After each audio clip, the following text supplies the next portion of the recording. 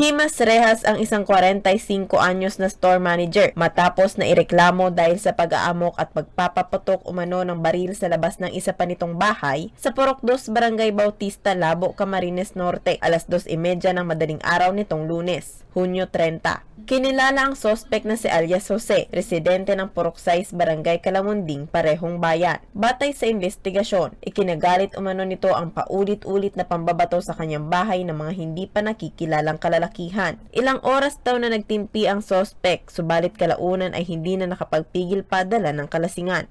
Ito po ang nangyari po dito nung bandang alas 7 daw po, mayroong mga kalalakihan na parang nambabato yung mga bata, yung mga kalalakihan. So ito po ay sinaway nung ating suspect at binaliwala po. Pero pagdating po nung madaling araw na, sinaway niya po, bumalik po. Yun po ang ating po sa pag-imbestiga po, ito po yung nangyari po.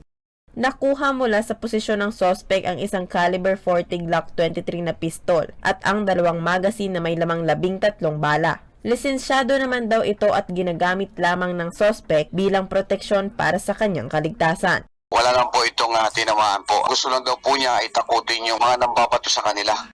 Nasa kustudiya pa ng Labo Municipal Police Station ang sospek na mahaharap sa kasong alarm and scandal. Para sa mga balitang Tatak Bicol, Rose Bilista.